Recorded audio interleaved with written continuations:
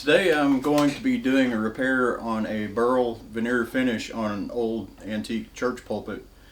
This pulpit goes back to at least the 40s. I think it may be older than that based on the hardware I'm finding inside of it, that kind of thing. But it is a beautiful piece. It's made out of cherry. I believe the whole thing's cherry, even the burl veneer. But what has happened over the years is pieces have chipped out and been lost.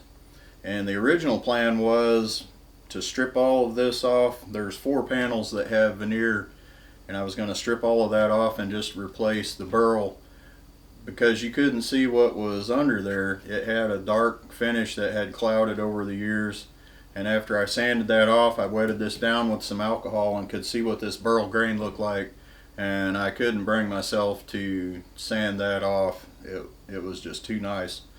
So the plan is to take photos of these damaged areas and scale those to exact size and use a graphics tablet on the computer to draw these patches in and turn those into a vector file that you can cut out with a laser and then just place in there like puzzle pieces, and then sand all this smooth again. And if I bought some sample packets of veneer and matched the figure as closely as I could, the color may be a little off, so what I'm going to do is after the patches are in place and it has finish put over it, I will come back in with dye if I have to, if the color doesn't match as nicely as I want it to, and just hand touch up those areas. So disclaimer, I have never done this before. I've done inlays, but never, intricate patches like this where you have so many little things going on. And I have seen different methods of repairing these. A lot of them involve breaking or cutting little pieces and filling in like little puzzle pieces, just patching them in as you go. But I may be making this more difficult than it needs to be, but I just thought it would be cool to, get it as exact as I could, where you drop a section in and it fits and you're done. So we will see how this goes. Wish me luck. So I wound up deviating from the original plan of taking photos of the panels. The whole time I was thinking this would be so much easier with the scanner, and then I remembered I had one. It's in the top of my color LaserJet printer. I just don't use it and forgot I even had it. So that saves the process of having to scale the images to exact size. The scanner brought them in, they're perfectly square and everything's to scale. So I've already imported those into the computer. I use a Wacom graphics tablet and just zoom in. The scans are nice and crisp, so I can zoom in really close and fill in all the little details. If there's an area that's questionable, sometimes there's shadows or residue left over from the old adhesive that held the veneer on, I can go in and set a side light on it and check and see if it's actually an area where veneer is missing or if it's just an artifact from the scan. So I have all of those in there. I wound up being able to do it turned out being 7 sections that needed repair. So I numbered off in the corner where it's not seen after the panel is inserted into the pulpit. There's a number on there, and that makes it a lot easier to keep my files straight on the computer as to which one goes where. So ideally I would have done a screen capture here, and I tried that and it did not work out. So I'm just going to point the camera at the screen and hopefully you will get the gist of what I'm talking about.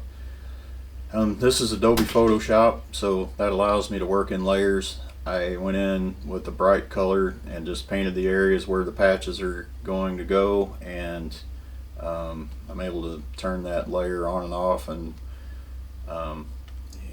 make that a separate selection. I can use that later to make a vector file to send to the laser to cut the patches out. I also scanned in the piece that I'm going to make the patches out of, and then I was able to make a mask layer and paste the patch panel behind it, but you can still move that around and reposition it and get an idea of how it's going to line up. As you know, burl is pretty, there's a lot going on there, so it's not going to be hard to get it to match, but I figure at least this way I won't cut a knot in half, or something that's going to make it really obvious that it is a patch that has been cut and placed in there. And then once I'm happy with where that's at, I can select that area and put an outline on this big sheet here. I can transfer an outline to the area where it comes from, and that just kind of gives me a map, to reference whenever I put this into the laser and am lining up my cuts. Once I have a patch that I like, I convert that to black and white artwork and take it into Adobe Illustrator. And what that allows me to do is, if you're not familiar with Illustrator, there's a tool, Image Trace, that converts this to a vector file, and it's pretty simple. You have to mess with the settings sometimes because it has tolerances that determine how much it converts, where the vector lines are at. It'll take in more or less of the black image, so you may have to mess with those levels to get an exact match with your piece, but this does a really quick job converting this to a vector file. And once it is a vector, you can double check it against your original and see if any of these points need adjustment to match the pattern. And I don't know about other lasers, but mine by default, I think it's 10/1000ths of an inch. You set your line size on this vector file to be, I think it's 10/1000ths or less, and that interprets it as a cut file rather than an engraving file.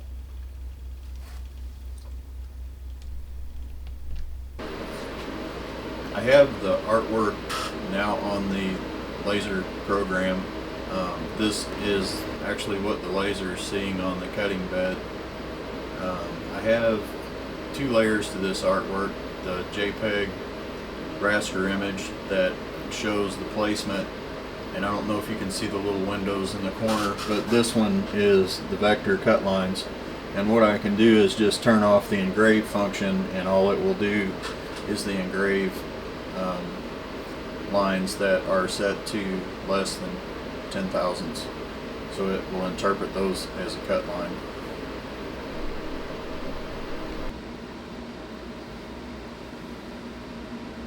Now this is a CO2 laser, but I really think, as thin as this veneer is, you could use any type of laser system on this.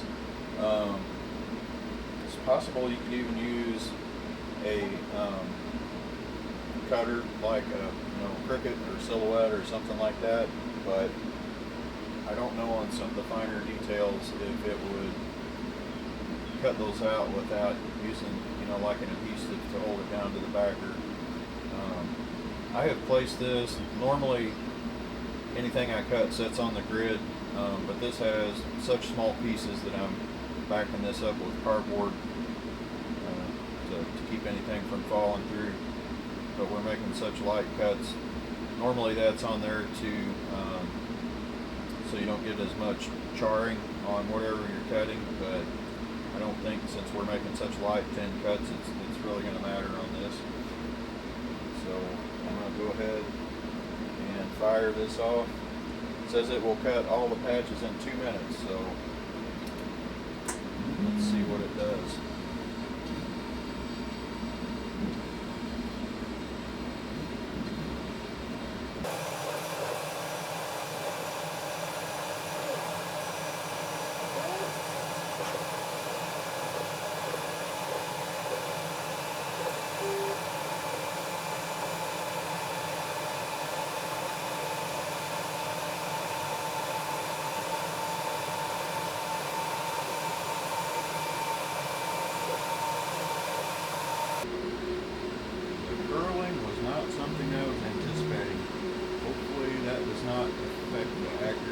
hard.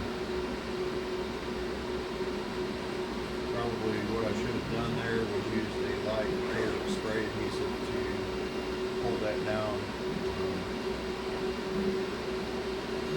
I thought to tape the corners, but didn't think about the pieces after they were cut.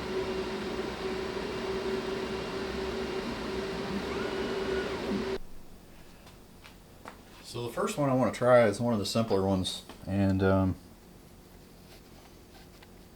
hopefully this fits because I cut all of them at the same time. So if this one doesn't, I don't know what that means for the rest of them, but it looks like it fits pretty well. I'm really happy with that. And I actually did do a test cut with a piece of veneer that's a different color, just so I didn't ruin my, the stuff I really wanted to use. And it fit good, so I used the same process, and yep, looks like that's going to work out. So I will check back in whenever I have all these in place and glued. Okay, so here it is, mostly done. Got a little bit of trim work left to do to it.